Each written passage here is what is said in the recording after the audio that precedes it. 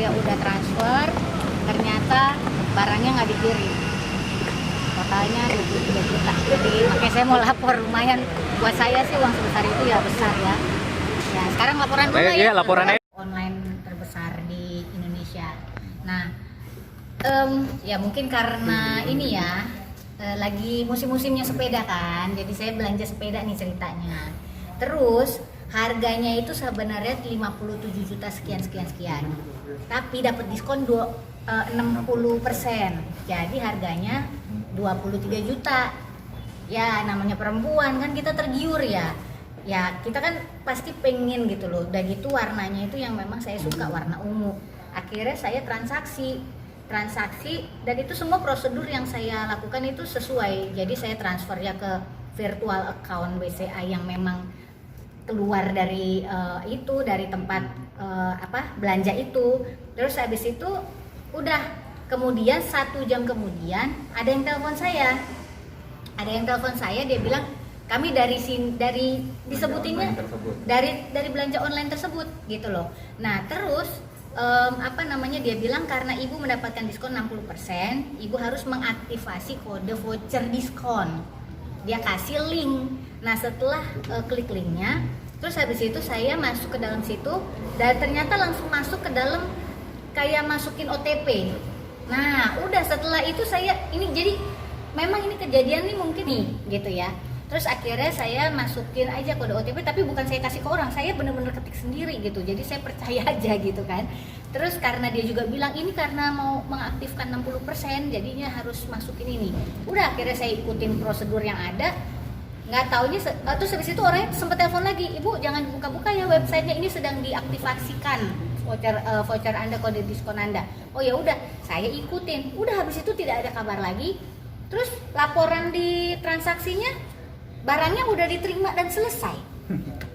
Udah uang saya hilang 23 juta. Ya kalau buat orang mungkin adalah yang berpikir bahwa uang 23 juta mungkin dipikirnya itu nggak seberapa, tapi kalau buat saya besar. Itu saya bekerja keras, susah payah, terus tiba-tiba saya kena satu hal yang menurut saya ini penipuan. Ya memang kita harus waspada lah. Ternyata yang namanya belanja online, padahal zaman sekarang kan lagi banyak digalakan nih yang namanya belanja online. Di mana-mana tuh kita disuruhnya tuh di rumah aja dan kita belanjanya online aja. Ternyata masih ada juga oknum-oknum yang memanfaatkan keadaan ini. Apalagi kita seperti kita perempuan, ibu-ibu yang suka diskon ya. Inilah pengalaman pribadi saya. Kita jangan tergiur sama diskonnya. Ternyata kita harus benar-benar waspada. Kalau misalnya hal-hal seperti ini tuh terjadi tuh hanya cukup untuk saya aja, jangan sampai ada korban-korban yang lain. Mbak Tessa, pada saat itu Mbak Tessa uangnya tersebut ditransfer langsung ke rekening pribadi si pelaku Enggak ke rekening pribadi, e-commerce langsung dari yang si toko online ini. Toko online itu, atas nama toko online. Iya. Oh, salah satu toko online terbesar di Indonesia. Salah satu toko online terbesar yang besar di Indonesia gitu. Sebenarnya Mbak Tessa udah melakukan sesuai dengan prosedur yang dari toko online itu. Cuma memang modus operandinya akun penjual yang memang dia pelaku ya dalam kaitannya ini. Oknumnya dia memang menipu dengan dia menelpon Mbak Tessa gitu ya. Dengan setelah menelpon Mbak Tessa kena lah yang disebut link phishing itu. Ternyata itu dia memasukkan data di situ Mbak Tessa dan itu semua akhirnya dianggap barang sudah diterima gitu. Iya. Tapi sebenarnya itu semua apa yang ditransfer semua masuk ke virtual account yang memang miliknya aplikasi online belanja online itu gitu. Jadi udah resmi gitu. Tapi Mbak Tessa sebenarnya kan itu kan bisa dikonfirmasi barang sudah diterima atau tidak. Jadi biar uangnya itu bisa diserahkan ke si penjual. Pada saat itu apakah sudah konfirmasi menerima atau kayak gimana? Jadi kan duitnya sebenarnya kan masih di aplikasi online. Enggak ada konfirmasi. Tiba-tiba ada laporan itu. Mungkin karena saya masuk link itu, terus kan diminta OTP itu. Berarti udah otomatis terkonfirmasi. Otomatis gitu terkonfirmasi. Nah itu juga sudah dapat laporan ya. Nah, karena saya besoknya itu karena saya ragu-ragu, saya tanya nih langsung nih ke toko online-nya, ke CS-nya.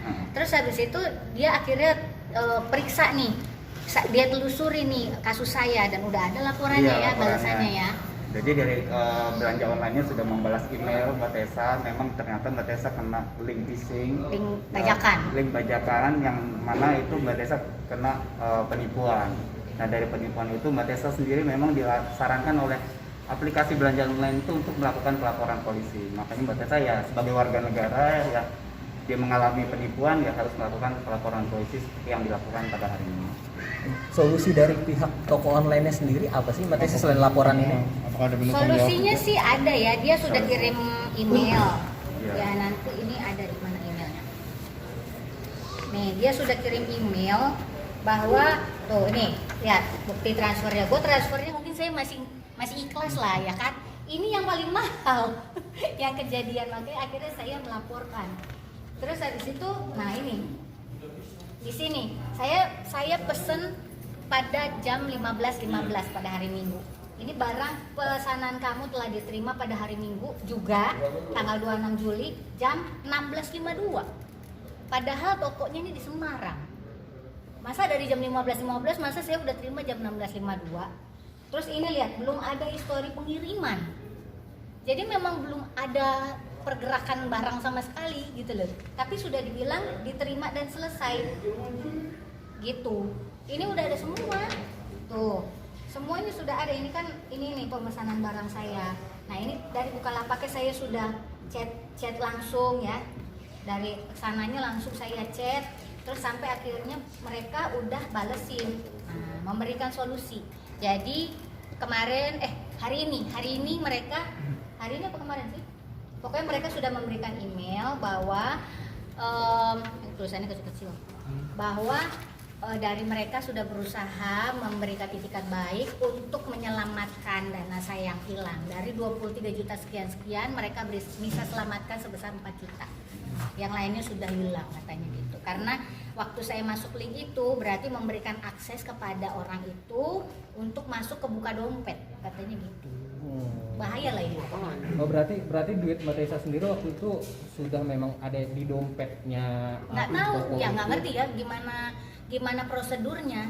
Intinya pokoknya orang itu bisa masuk ke buka dompet lah gitu jadinya gara-gara mungkin ya itu link itu. Iya. Berarti dari pihak toko online sendiri hanya mengcover 4 juta dan udah ditransfer. Belum ditransfer. Cuma dia baru 4 bilang juta begitu. doang. Terus ada juga ya, saya kan juga bilang, wah ini saya nggak terima, saya harus lapor polisi, saya bilang gitu kan, karena ini memang penipuan, saya bilang gitu. Terus dikasih Di solusi ya. Bukalapak sendiri mereka memang menyarankan untuk Mbak Tessa untuk melaporkan kejadian ini ke laporan polisi di tempat yang terkait. Makanya Mbak Tessa ada di sini untuk Iya, melaporkan. karena Sesuai dengan saran mereka sendiri. Iya, diberikan saran untuk melaporkan. Gitu. Karena Minggu. Kejadiannya hari Minggu. Karena untuk buka data-data itu kan harus dari instansi yang memang berwenang untuk membuka data-data itu. Jadi kalau buat Mbak Tessa kan nggak bisa, jadi harus dari pihak kepolisian mungkin untuk membantu untuk membuka data-data terkait dengan oknum yang ada di aplikasi online itu untuk menipu orang. Gitu. Iya. Kapok sih Mbak Tessa? Nah ini makanya ya kapok lah kalau yang gede-gede gini udah deh cukuplah sekali ini. Kalau misalnya mungkin masih ratusan ribu masih saya oke lah gitu, tapi kalau ini yang puluhan juta lumayan loh. Ini kan kerjanya juga beneran gitu, nggak bohong-bohongan. Kerjanya emang kerja ini halusinasi kan enggak, kita kerjanya bener-bener keluarin keringet gitu. Ternyata di musim sekarang ya memang ya itulah, sekali lagi saya ingetin lagi buat semuanya teman-teman, apalagi inilah masyarakat yang di daerah-daerah yang masih gaptek, aduh kasihan banget gitu loh. Saya aja bisa ketipu seperti ini, yang orang yang nggak ngerti apa teknologi gitu loh. Ya harus hati-hati sih. Mbak Tessa berarti bisa dibilang ada dugaan pihak toko online ini lepas tangan jadinya ya setelah memberikan solusi hanya ke suruh lapor ke pihak kepolisian gini. Ya untuk dari pihak aplikasi online-nya sendiri dia cuma bilang bahwa dia sudah menyelamatkan dana dan dia memblokir akun si pelapak. Udah itu doang. Kan tetap kan tanggung jawabnya kan kita harus tetap minta ke Menurut dia ini juga bisa dibilang istilahnya ya kesalahan kita sebagai pengguna karena kurang hati-hati. Ya susah lah ya. Ya intinya sih gini lah, intinya apa ya, kita memang harus hati-hati ya.